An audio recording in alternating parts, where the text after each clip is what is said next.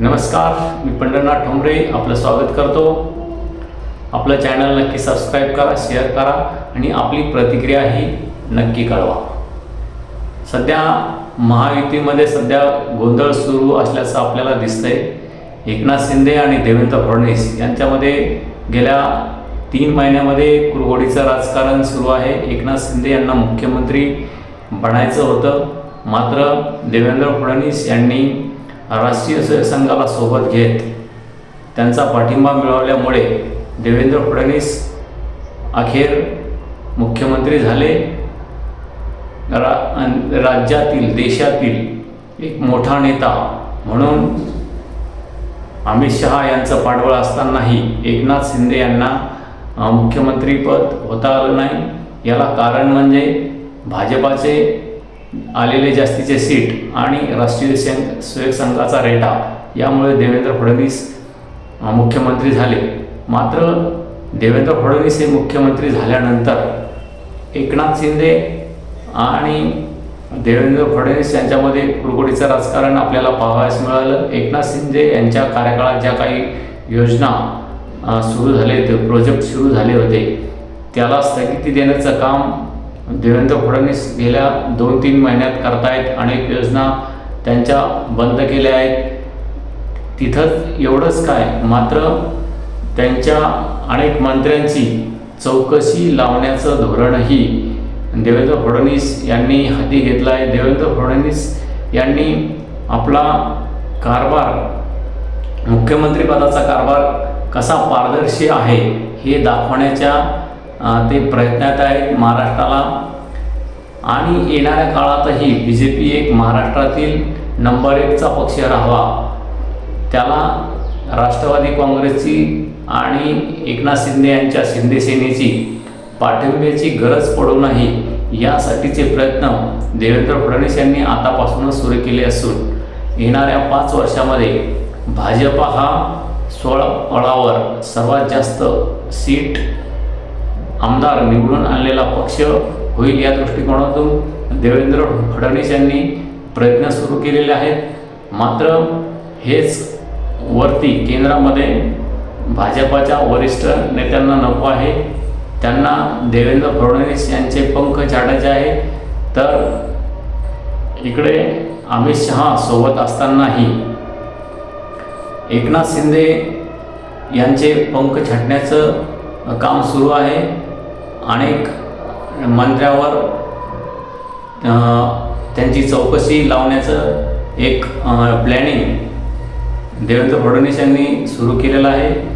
दरम्यान उद्धव सेनेचे जे खासदार आहेत संजय राऊत यांनीही अमित शहा आणि एकनाथ शिंदे यांच्यामध्ये काही बोलणं झालेलं आहे आणि जी शिंदे सेना आहे ती भाजपामध्ये लवकरच विलीन होणार असल्याची एक त्यांनी समोर आणलेलं आहे. आणि या दोघांमधील बोलणं जे आहे या संदर्भात एकनाथ शिंदे यांनीही आपले कसे पंख छाटण्याचं काम सुरू आहे, आमची कोंडी करण्याचा प्रयत्न सुरू आहे, असं एक विधान संजय राऊत यांनी नुकतंच केलेलं आहे. त्यामुळे सध्या एकनाथ शिंदे यांच्या पक्षाचं काय होतंय या संदर्भात सध्या तरी काहीही सांगता येत नसलं तरी या 2 नेत्यामध्ये सध्या जे सावळा गोंधळ सुरू आहे आणि एकनाथ शिंदे यांच्या पार्टीला शह देण्याचा कार्यक्रम जो भाजपाकडून सुरू आहे, त्याला अमित शहा यांची साथ आहे की नाही हे सध्या तरी सांगता येत नसलं तरी एकनाथ शिंदे यांना पाठिंबा देत असल्याचं अमित शहा सांगतायत. मात्र दुसरीकडे एकनाथ शिंदे यांच्या पक्षाचा कार्यक्रम लावण्याचंही काम सुरू आहे. एकनाथ शिंदे यांना मुख्यमंत्रीपद दिलं नाही, त्यानंतर गृहमंत्रीपदाची मागणी होती, तेही दिलं नाही.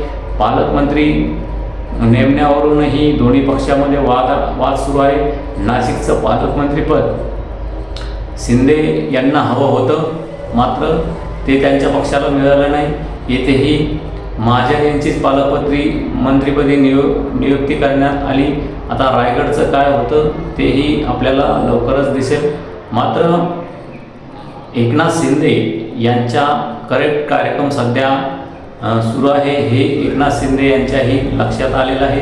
आणि येणाऱ्या काळात एकनाथ शिंदे यांचं भवितव्य काय असेल हेही सध्या तरी सांगता येणार नाही. मात्र एकनाथ शिंदे येणाऱ्या काळात सोहळावर लढणार की पुन्हा भाजपसोबत जाणार हेही येणाऱ्या महापालिकेच्या निवडणुकीत, जिल्हा परिषदेच्या निवडणुकीत आपल्याला दिसूनच येईल.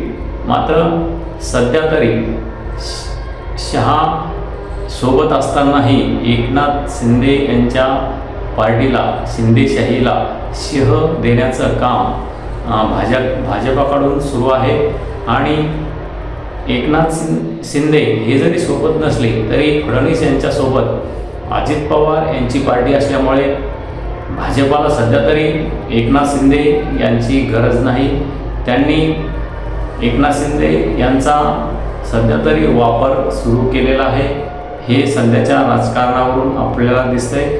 आता एकनाथ शिंदे ही देवेंद्र फडणवीस यांना आव्हान देताना दिसत आहेत, मला हलक्यात घेऊ नका.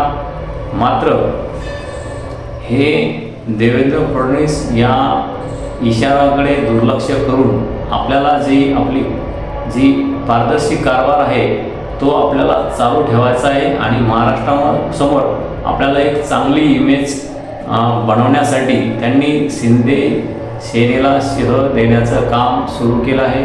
येणाऱ्या काळात आपल्याला दिसेलच या दोन भाजप आणि शिंदे यांच्या पार्टीमध्ये, शिवसेनेमध्ये काय कुरकुरीचं राजकारण होतं आहे आणि कोणत्या दिशेला हे राजकारण येतं आहे आणि यामध्ये महाराष्ट्राचं काय नुकसान होईल का, पुन्हा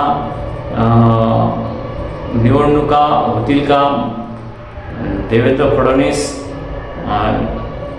एकनाथ शिंदे यांना मुख्यमंत्री पुढील 2.5 वर्षात देतील काय, केंद्रामधून काय सूचना येतात, अमित शहा, नरेंद्र मोदी काय सांगतात, यावरच सगळं महाराष्ट्राचं जे राजकारण आहे ते फिरेल. मात्र सध्या तरी एकनाथ शिंदे यांचा शिंदेशाहीचा शहा करतायत की देवेंद्र फडणवीस करतायत हे तरी जरी समोर येत नसलं तरी शिंदेशाहीचा करेक्ट कार्यक्रम सध्या तरी सुरू आहे. आपणही आपली प्रतिक्रिया नक्की कळवा आणि आपलं चॅनल नक्की सबस्क्राईब करा.